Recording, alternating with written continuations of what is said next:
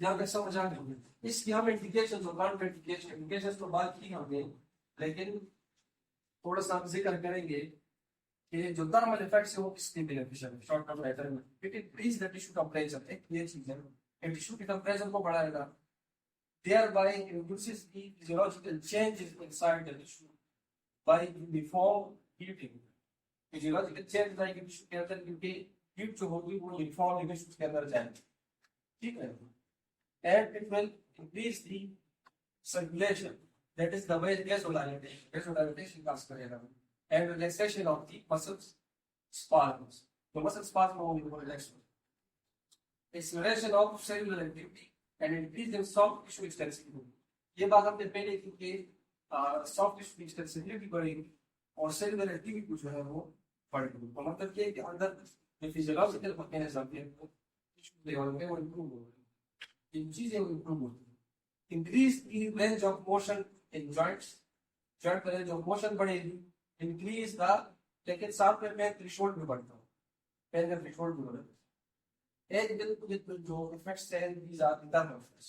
So air thermal effects से उसमें the pulse shortwave diathermy, because वो electric field generate करेगी, वो जो field है टिश्यूज को absorb करेगी, that is the pulse shortwave diathermy, ठीक है। So the electromagnetic field oscillations, क्योंकि electromagnetic field oscillate करेंगे, जब वो oscillate करेंगे तो क्या होगा, टिश्यूज को उस oscillation को absorb करेंगे।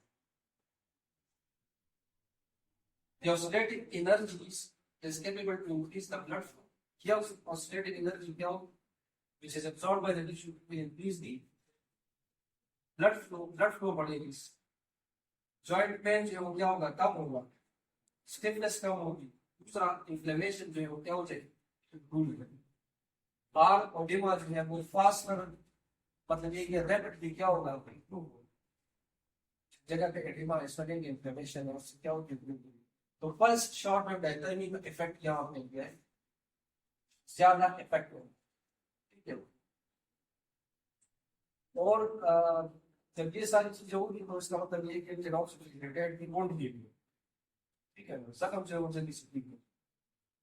contraindications, which is the last part of short wave diathermy, is a कौन सी कंडीशन है जिसमें शॉर्ट वेव डायथर्मी को एक थेरेपिस्ट या डॉक्टर रिकमेंड नहीं करता, कौन सी कंडीशन हो सकती है contraindications, आप बताएं।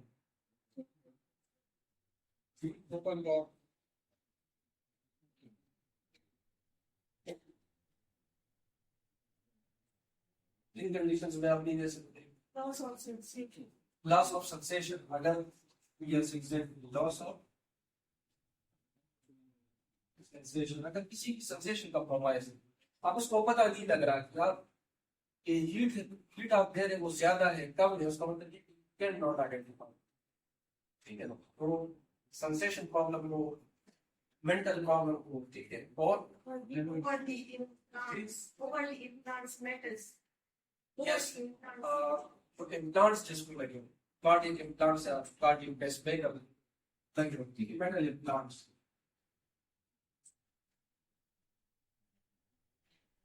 हम किसी ने रॉड्स लगाए हैं, ठीक है, और या जो है कार्डियक पेसमेकर लगाए जो मेटालिक इम्प्लांट्स हैं बॉडी के अंदर, तो उससे क्या होगा कि जब आप ये बेहतर भी अप्लाई करोगे तो हीट अप हो जाएगा, it can burn the tissues, और टिश्यूज को अंदर बर्न कर सकते।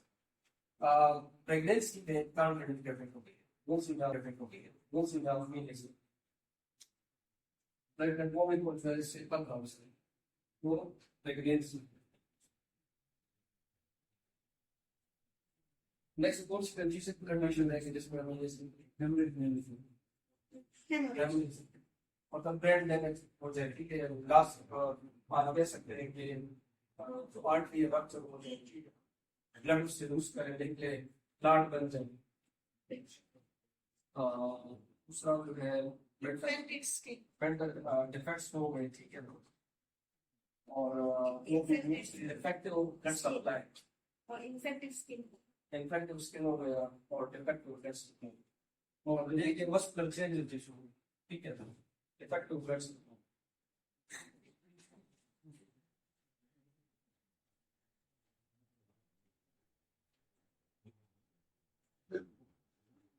इस साइड फ्रॉम, ठीक है। ये सारी कंडीशंस जो है ये कॉन्ट्राइंडिकेटेड है। इन कंडीशंस को आप शॉर्ट करते हैं बाय किसी नहीं बस, ठीक है।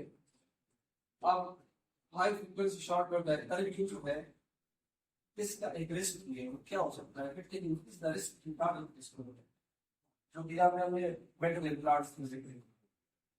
हेयर इम्प्लांट्स अगर किसी को नहीं है, हेयर इम्प्लांट्स में हेयर इम्प्लांट्स, ठीक है, इस कंडीशन में एंड अदर इलेक्ट्रॉनिक इम्प्लांट्स या कोई इलेक्ट्रॉनिक इम्प्लांट्स भी हो सकते हैं। ये कंडीशन को मद्देनजर रखना बहुत ज़्यादा इम्पोर्टेंट है कि जिसमें अगर कोई मेंटल इम्प्लांट्स, ये कंडीशन बहुत ज़्यादा इम्पोर्टेंट है। इसमें दूसरा प्रेगनेंसी की कंडीशन और इम्पोर्टेंट है। लॉस ऑफ सेंसेशन, किसी को पता नहीं लग रहा, आप उसको हिट दे रहे हैं बट वी कांट डिटेक्ट कि हिट ज्यादा है या कम, ठीक है। इन्फेक्शन से किसी जगह पे जख्म हो, इन्फ्लेमेशन हुई, आप डायरेक्ट उसके ऊपर लगाएंगे तो वो भी काम करेंगे। First give time to heal, उसके बाद बेसिकली वो हीलिंग करता। तो इन सब अगर इसको हम समराइज कर, हम कहते हैं कि short wave diathermy is important for the deep tissue. So this was all about shortwave diathermy, which I'm going to do with the next few problems. Thanks.